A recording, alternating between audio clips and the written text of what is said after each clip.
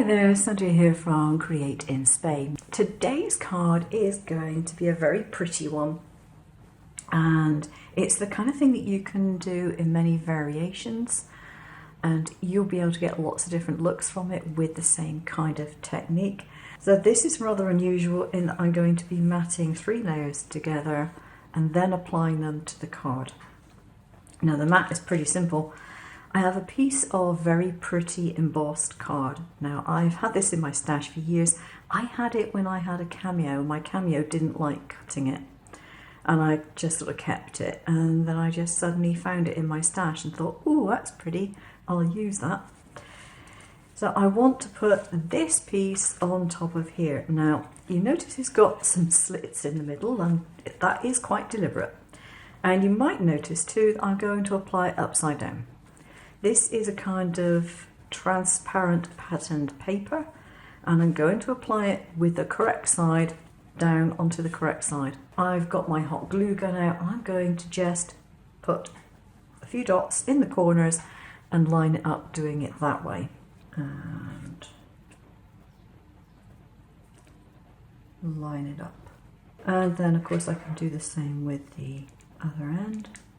You can of course put in a little dab of glue along here and on the opposite side to keep everything well and truly glued down. Now if you've got a very reliable glue that you know will stick this kind of paper, then don't bother with a hot glue gun. So now I have another layer and this is a lattice I've cut from a silver glitter card, and this is going to go over the top of this very, very gently. I'm lucky that this glue gun has got a fine tip.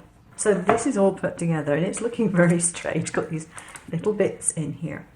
But now what you want to do is to take these and put a blob of glue on the underside, and then you simply put it to the outside and you let it kind of curl over the edge.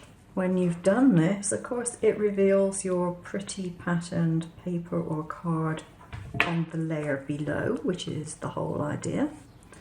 And if you want to, you can put something else offset in the middle of that. You don't have to, but you can.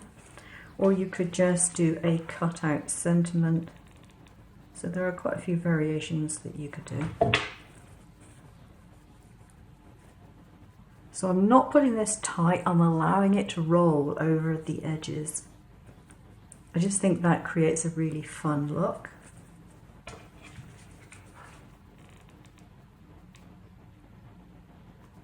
Something a little different.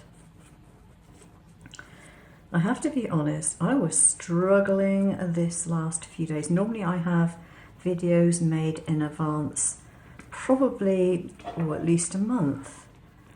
And because I've put out so many videos and it's been quite a busy time from that point of view, I was suffering from a lack of inspiration. Then suddenly this came to me in the middle of the night.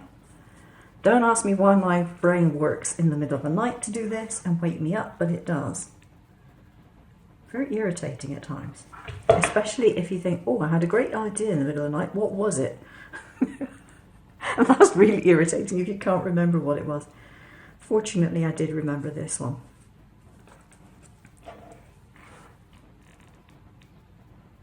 Now, if you wanted to do a card which was more sort of fun, if you like, rather than pretty, you could actually use this to highlight some cartoon characters or something like that, as if do it with a plainer paper, as if they were bursting out of a screen or something of that type.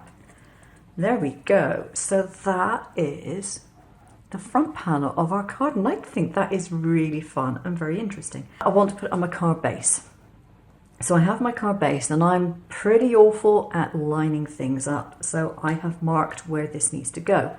Now what I've used to do that is this, which is a gizmo I've made, and I've cut this from, or my husband cut it from, a 3mm piece of acrylic, which is fantastic, but by gosh, it took some doing to get it cut.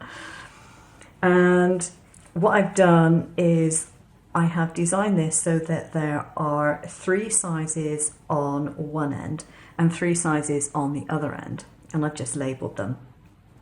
This one is cut out at a size 2, so basically that is the second from largest size.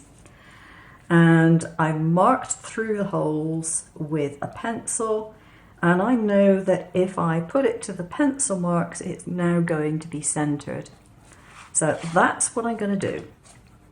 And the other thing I did on this when I designed it is I made it possible to mark the center point, the horizontal and the vertical centers as well. So what I do is I mark it just on one end because the other end has the other sizes, but you know that if you put it into that bracket there, for example, it's going to be straight. So that works well. I've also cut it out in a couple of different things. I've cut it out in this really thick plastic as well, and that works quite nicely. So there we go. That's what I do when I can't think of other things to do. I think I'm going to be brave, and I'm going to do it with hot glue. Just put a little on here and press down.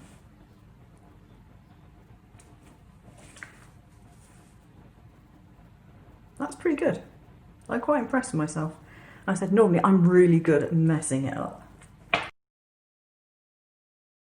Press down and we are done for the card base. It just remains to actually decorate it. I've cut out a couple of hearts, backed them with some mirror card, and now I'm going to put those in the center because I'm not using a sentiment, I'm just going to make it part of my design. So what I want to do first of all is to put a big blob of glue in the middle of here.